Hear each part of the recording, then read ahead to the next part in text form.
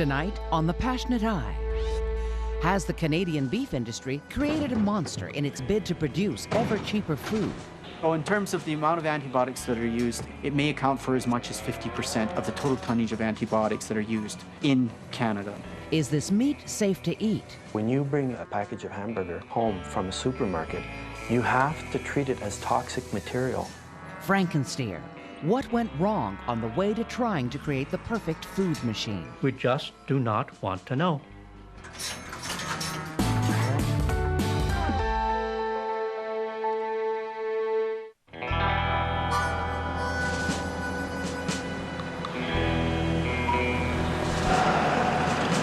They barrel in off the Trans-Canada Highway from all across the prairies. They end up here just outside of Brooks, Alberta. They are bringing cattle for slaughter. On any workday, close to 5,000 of these animals get turned into everything from medicinal products to leather goods, from pet food to cosmetics. But most profitable of all, they get turned into food for humans. This is the face of agribusiness today. Large, industrialized, highly efficient, and totally cost-conscious. It's the reason we have some of the cheapest food in the world. But there is a cost. It is the cost to the animal itself. For we have taken this benign, naturally flatulent vegetarian and turned it first into a cannibal. And when that didn't work, into a vampire. We've made its brain and spinal cord into toxic sites. We've managed to turn its feces into something that routinely makes us sick and occasionally kills us. We've taken on the cow and used it as our experiment in developing the perfect food machine.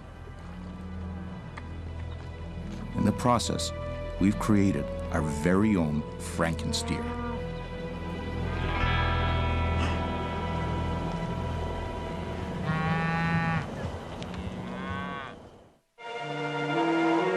"50 years ago, eating a roast beef dinner was reserved for special occasions.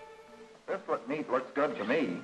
Yes, it's the best I've bought for a long time. 50 years ago, beef was a lot more variable, a lot tougher, and a lot more expensive. Good meat, all right. 50 years ago, we produced beef for the table in a very different fashion. But not that much different from what Bob Kerr's doing today on his farm in Chatham, Ontario.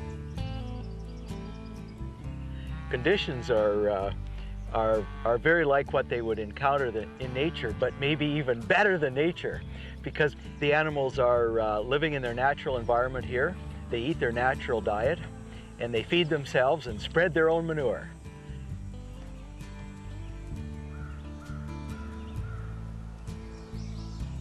And look at the diversity of species. I can see 3 or 4 different species of grasses. I guess you might say this is heifer heaven. When I'm on the pasture, I can feel their pleasure. It's their natural environment. It's their natural diet. You know, this is the life that they were meant for. The alternative would be to live in a feedlot and be fed on a diet which is not in their biological heritage. For the first 6 to 8 months, the biological heritage for all calves, except for the benighted veal calves, is to spend their days outside, contently chewing on the grass and suckling their mother's milk. And then, for the vast majority of beef calves, their world suddenly changes. What we're doing here is we're taking cattle off grass. That's their natural environment, so to speak, and we're bringing them into a stressful situation. A lot of times they're pulled off their mothers, and they're taken through stockyards and weaned, and then brought to a place like this where they're processed. They just start breaking down, and they get under a little bit of stress, or a lot of stress, you know. Rick Pascal runs 3 feedlots in an area of southern Alberta known as Feedlot Alley. It's here that more cattle are concentrated than anywhere else in Canada. Some 40,000 head of cattle out of the roughly 1 million in Feedlot Alley get processed each year through Rick Pascal's feedlots. They spend their days sleeping, meandering around the mounds of their dung, and most importantly, eating. For they are here for only one reason, to be fattened for slaughter, and to do it as quickly and as cheaply as possible. Grass is the natural source for them, but it's not harmful to the animal, feeding them grains. That's just the way that our industry has evolved. You know, beef that is grain finished, so they have a high degree of marbling. That's what our consumer demands. They will be ready for slaughter a year earlier than cattle left to graze on grass. And one of the reasons is that they are being fed grain. It makes them grow fatter quicker.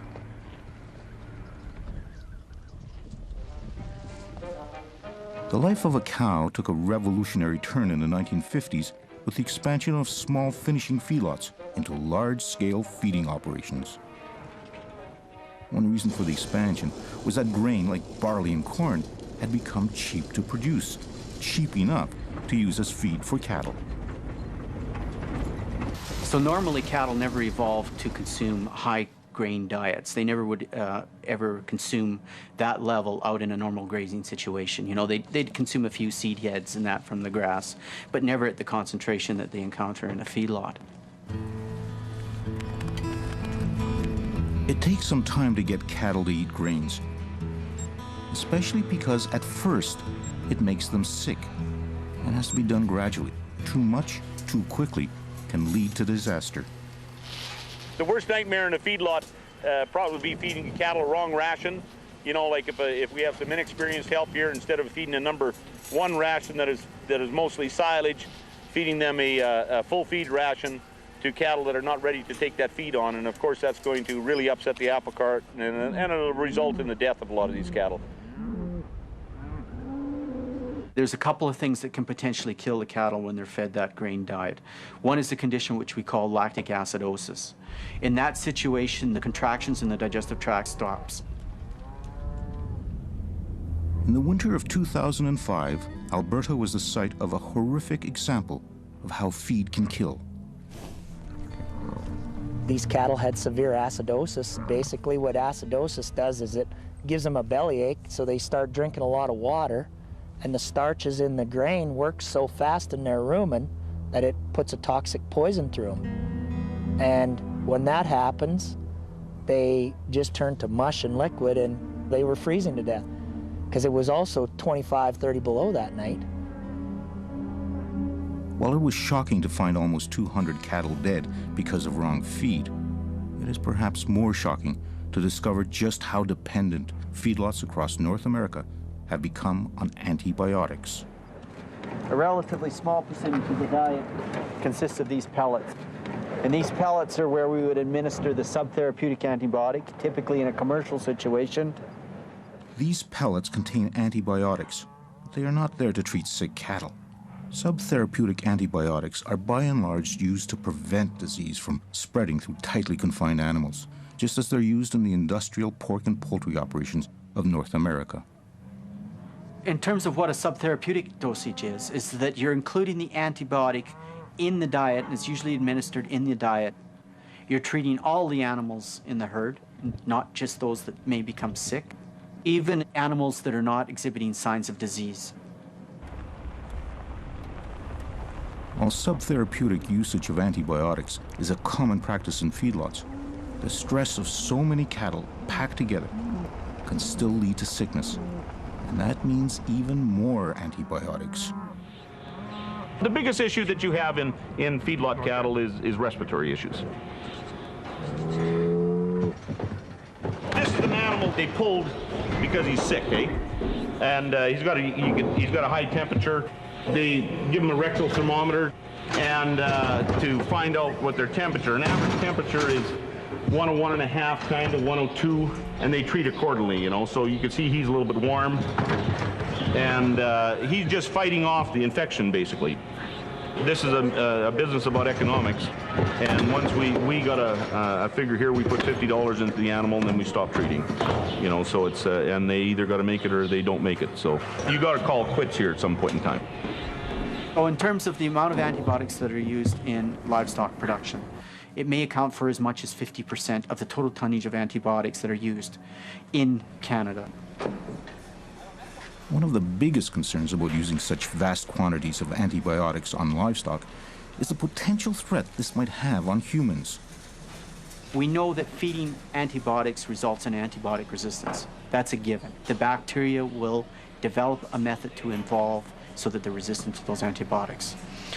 So the way to approach that is to look at which of those antibiotics are very important in human medicine so that we don't compromise the potential or value of those antibiotics for treating human infections.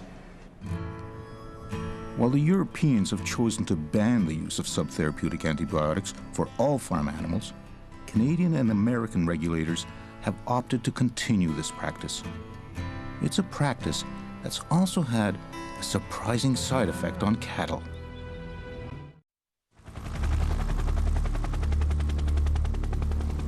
Feeding cattle with subtherapeutic antibiotics had an unexpected effect. It made them grow faster. And so these antibiotics joined the pharmaceutical industry's other product that tricked Mother Nature, growth-promoting hormones. They've been around for 40 years or so, and basically what they do is introduce minuscule amounts of extra hormones into beef. What that does is it enables us to produce those animals at several months younger age, and they consume less feed, significantly less feed, about 15% less feed in the process of gaining weight in the feed yards. The cattle are pumped up like bodybuilders on steroids. Hormones improve the ability for cattle to make more of that valuable muscle and less of that unprofitable fat. Hormones are all about the bottom line.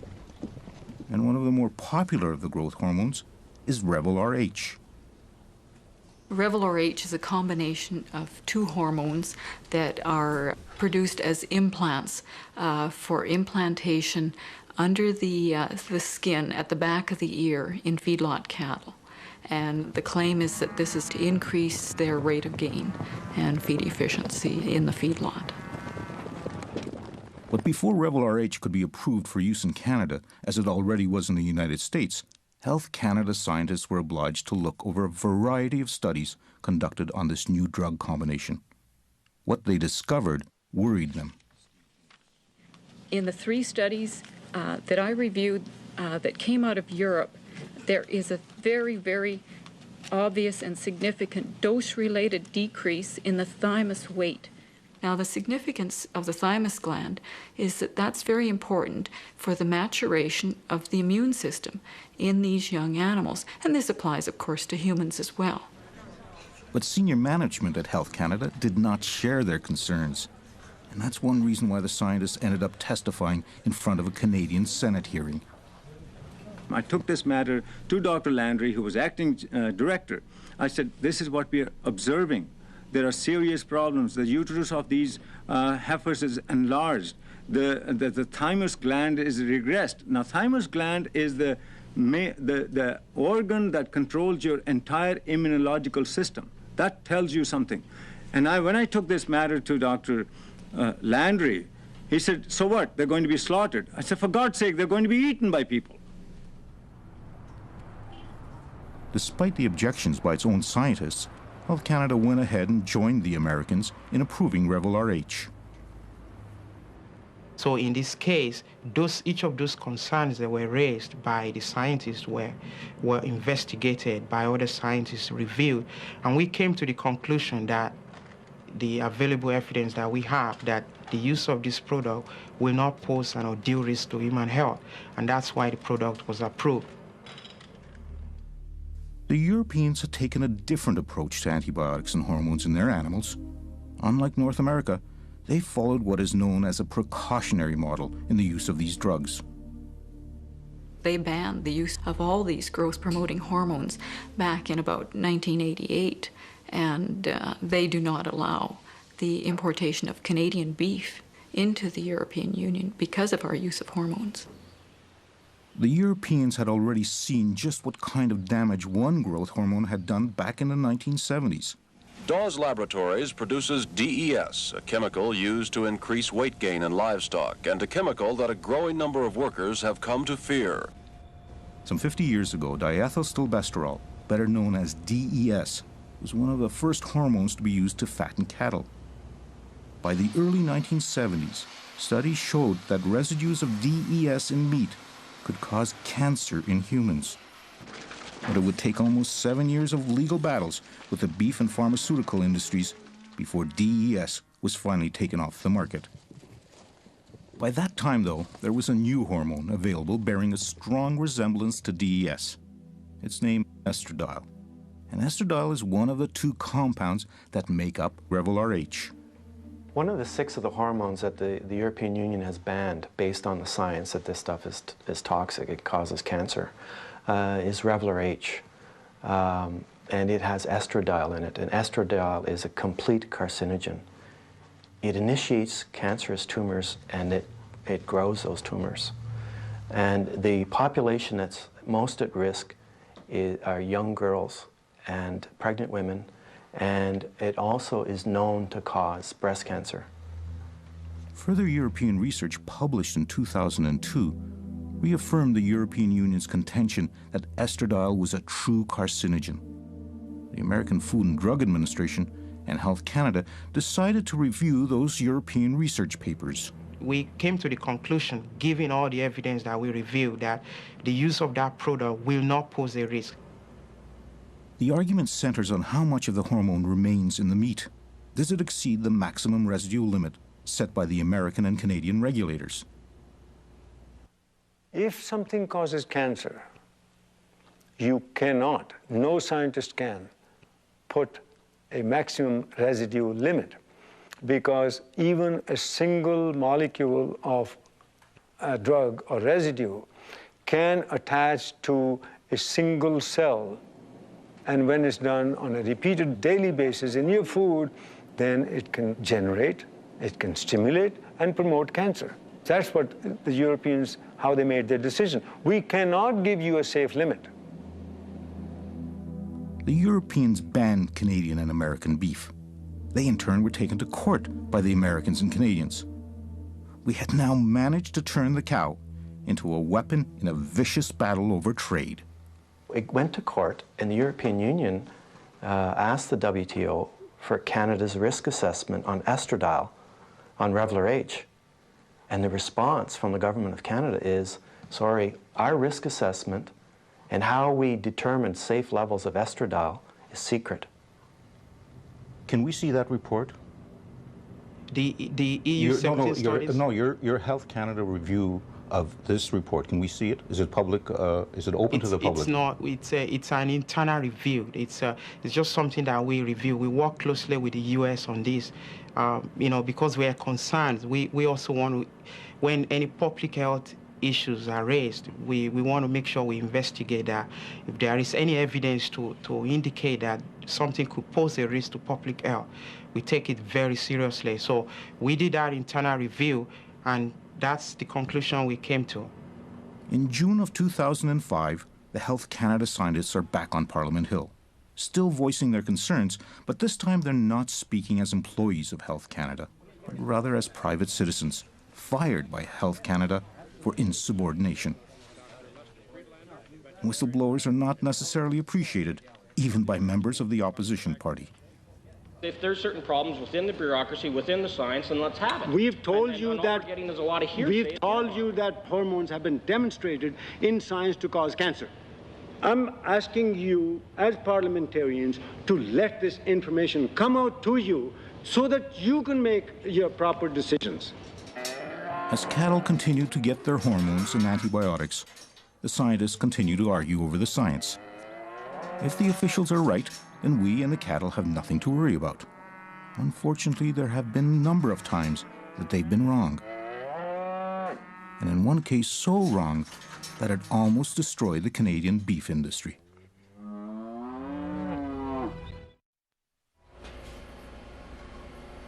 Sometime in the 1950s, slaughterhouses and renders discovered that they could turn a seemingly worthless part of their operation into feed for beef, and especially dairy cattle. You could really increase beef production and milk production by dramatically increasing the protein content of the feed, and the easiest way of doing that was to grind up animals. It was just one more step in our ongoing experiment to turn the cow into the perfect food machine. And in the process, we transformed these herbivores into cannibals as we started feeding them the meat and bones of their fellow cattle. It was not only cows that were ground up, it was roadkill, it was sheep, it was, dead pets. So everything went into the mix, and it came out badly in the United Kingdom. In the mid-1980s, British cows began to exhibit bizarre behavior. Something strange was eating away at their brains. They were called spongiform encephalopathies because the appearance of the brain was literally full of holes like a sponge instead of full of cells. Scientists discovered that a rogue protein was to blame. It was given the name prion. Very early on, we recognized that they were transmitted through meat and bone meal. Most often, it was simply processed by heat to destroy the standard pathogens like bacteria and viruses. But prions survived those procedures, and the meat and bone meal was contaminated with prions and infected more and more cows. What was particularly worrisome about prions was that even after the cows die, the prions survive. And standard methods of sterilization proved totally ineffective. The Europeans looked at this and said, this material is indestructible, these prions, except an unusual circumstance. You put them in a cement kiln at 1100 degrees, you can kill them. Autoclave won't kill them. Chemicals won't kill them. So we have to be precautionary. And there was reason to be concerned, because unlike similar transmissible spongiform encephalopathies, which stayed pretty well within a single species, as Scrapie does with sheep, the prions in this mad cow disease exhibited a frightening new attribute. And the interesting thing about the mad cow disease epidemic in the UK is that it showed that these prions can actually jump species. That obviously has public health implications. Suddenly, across England, young people started coming down with a variation of a spongiform encephalopathy that led to a painful-to-watch death. It was called variant Creutzfeldt-Jakob disease, VCJD. It took 2 excruciating years before Peter Hall succumbed to variant Creutzfeldt-Jakob disease. Just 9 days before his 21st birthday. The variant CJD is the form that's most likely caused by exposure to meat products that were contaminated with high risk, like brain and spinal cord, from infected cows with BSE. The British and Europeans, seeing more than 150 of their citizens die from VCJD, put a stop to the practice of feeding any animal remains to any and all farm animals. Back in 96 and 97, when the global debate was going on about abandoning cannibalizing of animals because that was deemed to be the method of propagation of the disease, in North America, the American beef packing industry said, hold on, we make far too much money rendering inedible offal. We are not going to stop.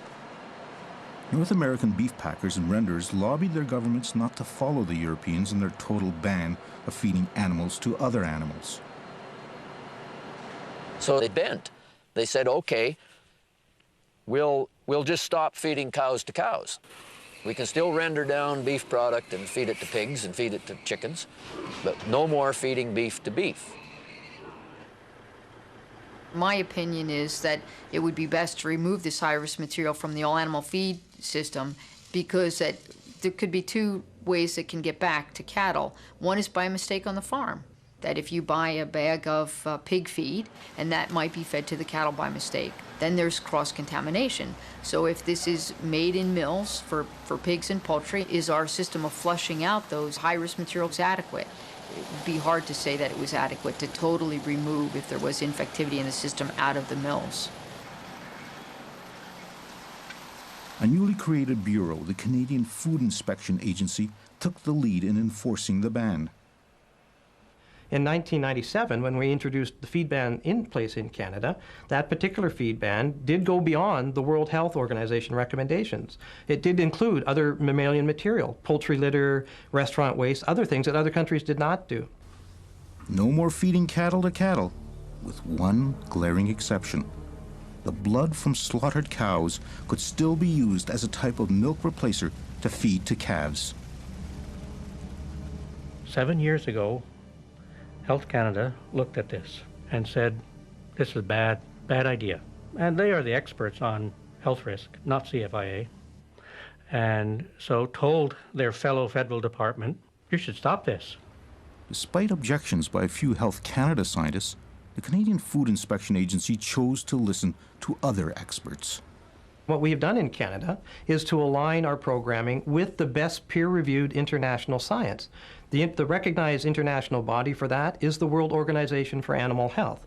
Under OIE standards, certain products are deemed to be not a risk for BSE and can be fed safely to animals, including blood.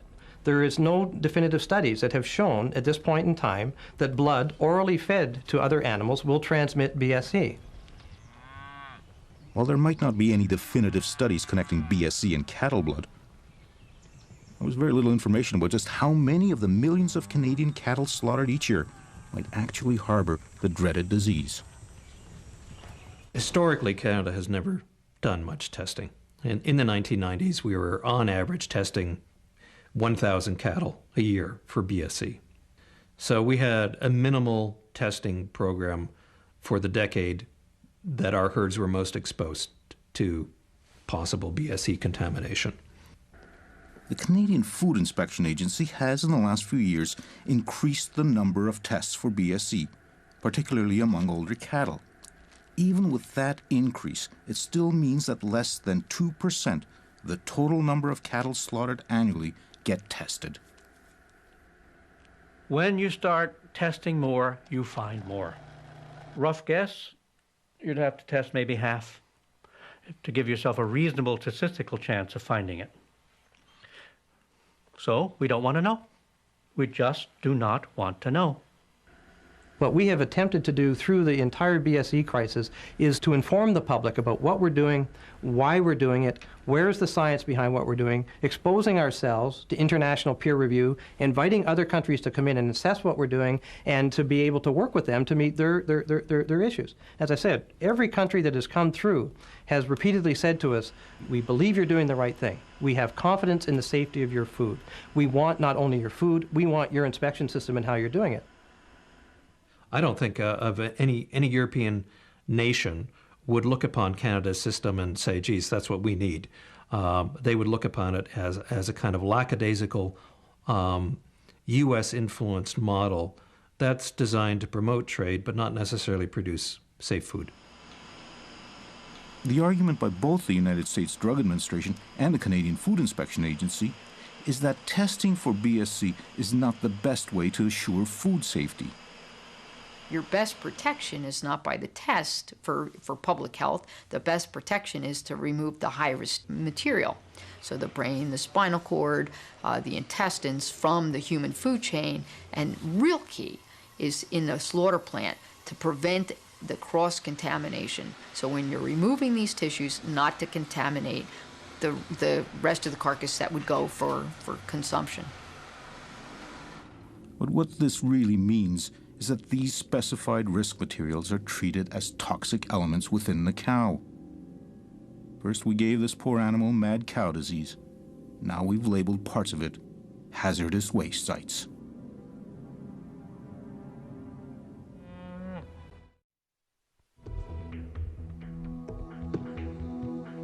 On May 20th, 2003, North American news broadcast led with a devastating story from Canada. Good evening. It is the last thing Canada's beef industry needs. A confirmed case of so-called mad cow disease has turned up in a single cow in Alberta. Almost immediately, the American border was closed to Canadian cattle. But within less than 4 months, Canadian beef was once again crossing that border. Not live on the hoof, but in boxes full of vacuum-packed loins and chucks, some of the most profitable of the beef cuts. All of our industry leadership and all of our politicians at every level of government wanted us to believe that the good lobbying of industry and politics got that border open. That was so much bullshit. That border opened because the United States needed beef, period. They don't grow enough beef in the United States to feed their own country. They need to import beef. But not just any beef.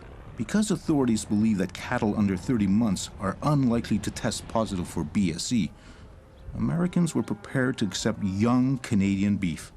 Anything over 30 months was Canada's problem. Most of these older cattle are known as cull cattle, animals that are no longer productive, unable to produce milk or calves. Rick Bonnet and his brothers were operating several feedlots in central Alberta that held thousands of cull cattle. BSE come in on May 20th, 2003. It was a devastating blow, especially for us in the cull industry. You're sitting on a product that all of a sudden you can't sell it to anybody. You couldn't give it away. And to feed those unwanted cattle, they were running up a tab of $50,000 a day. The smartest thing we probably could have done on May 21st in hindsight now was to dig a hole and shoot them and bury them. It would have saved us about $15 million.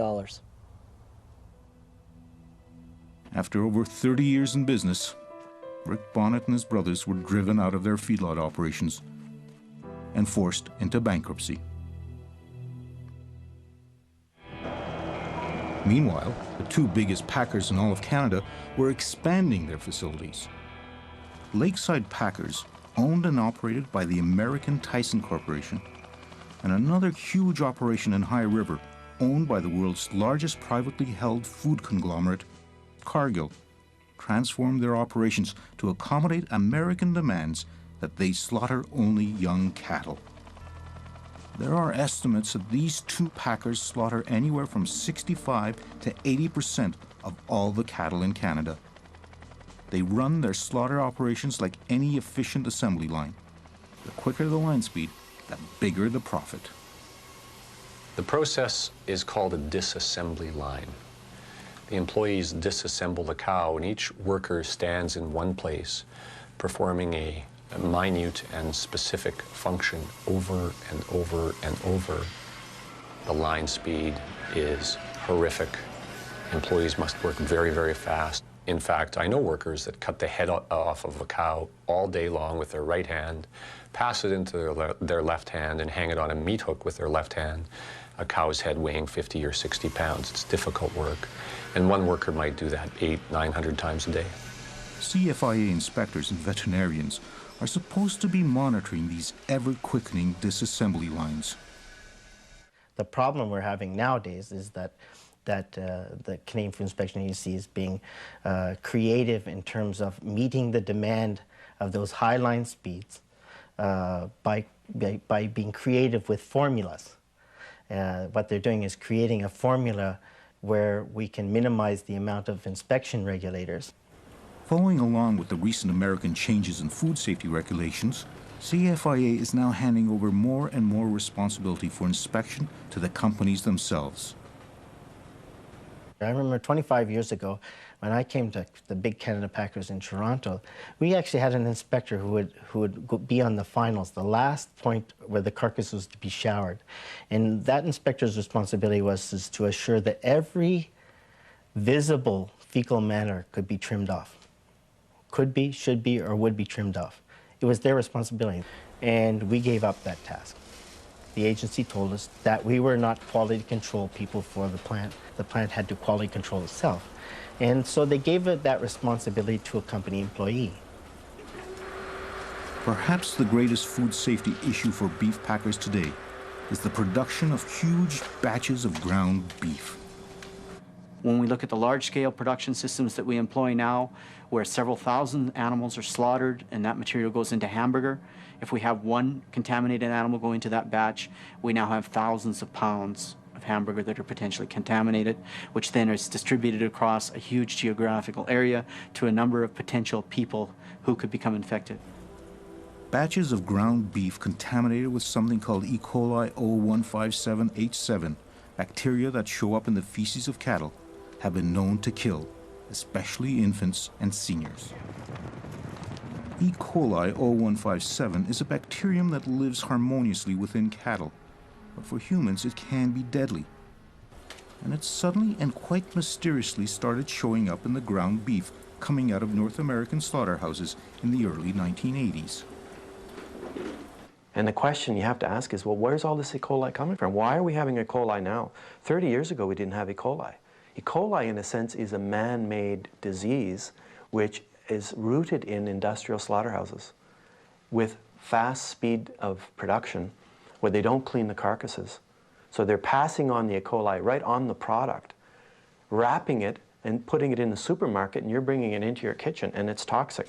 Make sure that before you handle any foods, you wash your hands with warm, soapy water.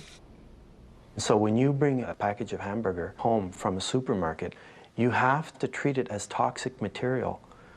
You have to make sure that you don't cross-contaminate with any other kitchen utensils, and certainly don't let your children touch the packaging. And you have to ask yourself, well, what benefit is there for the consumer to be exposed to these toxic hazards?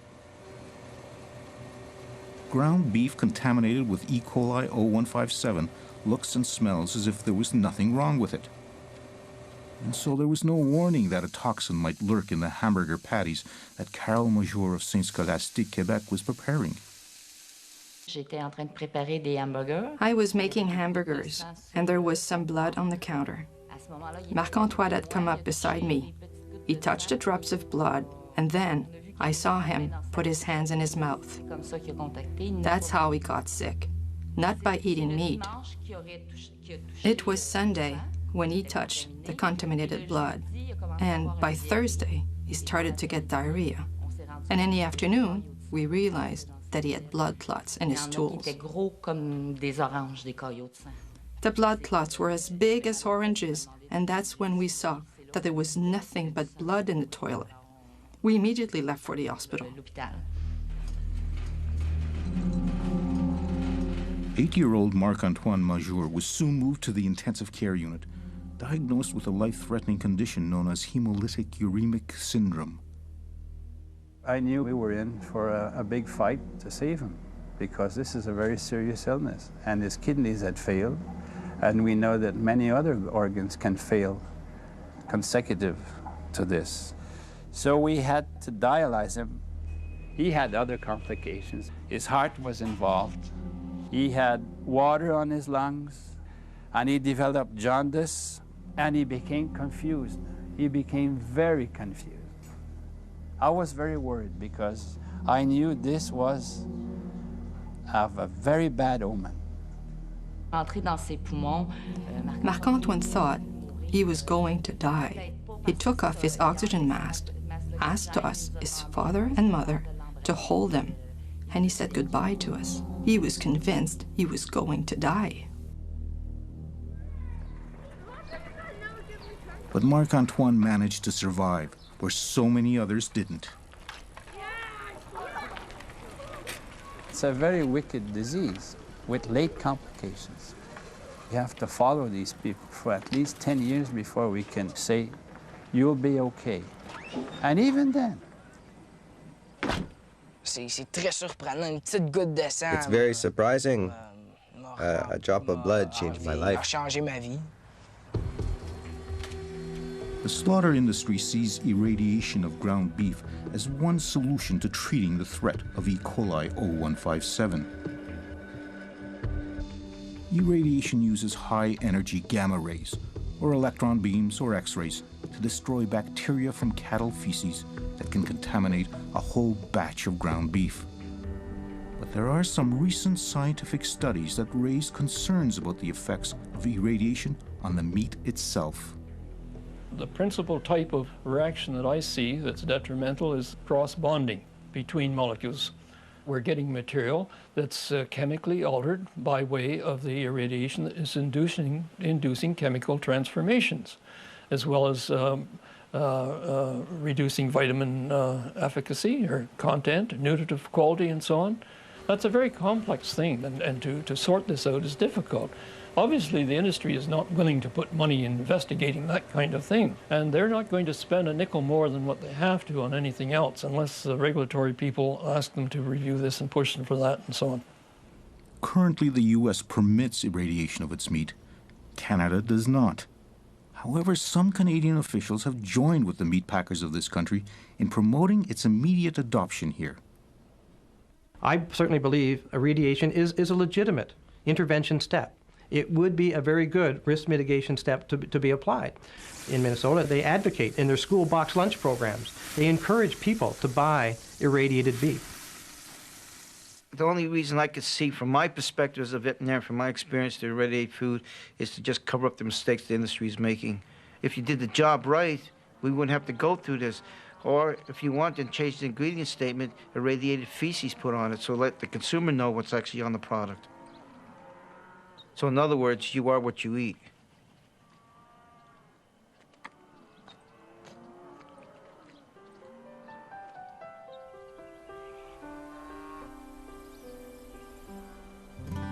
People should be aware of where their food comes from. You know, years and years ago, we raised our beef, and it was strictly on grass, and the grass that we raised, without any additives of any kind. In fact, we didn't even have antibiotics.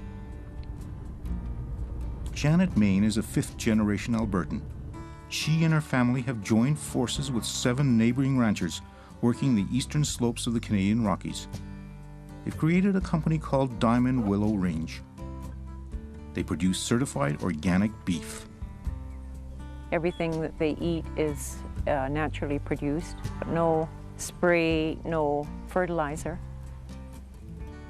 It's sort of a principle you live by in some ways, that you want your animals to be free and live their natural life. It's comforting to think that you're producing animals that are themselves in as natural an environment as they can be. This is viable as an alternative, especially if the interest in organic food is out there. There are a small number of cattle certified as organic in Canada. They're raised without antibiotics or growth hormones or any animal byproducts or chemical pesticides.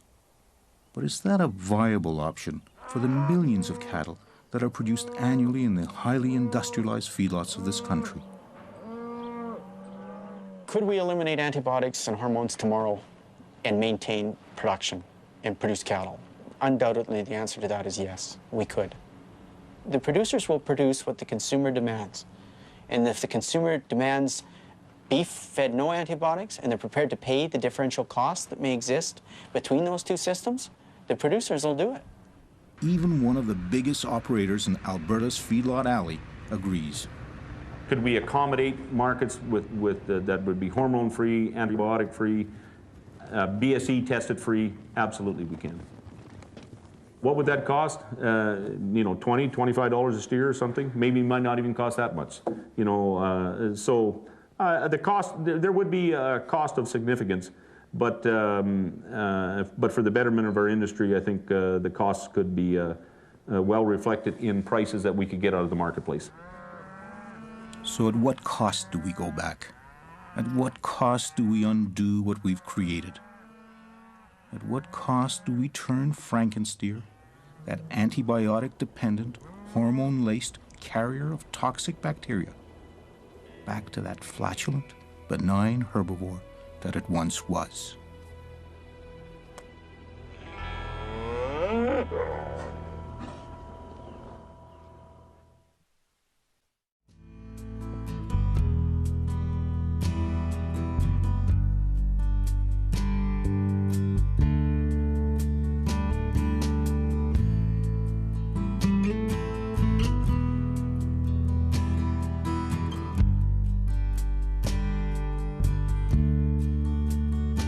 If you would like to know about all the documentaries airing each week on the CBC and CBC News World, sign yourself up online at cbc.ca/docs.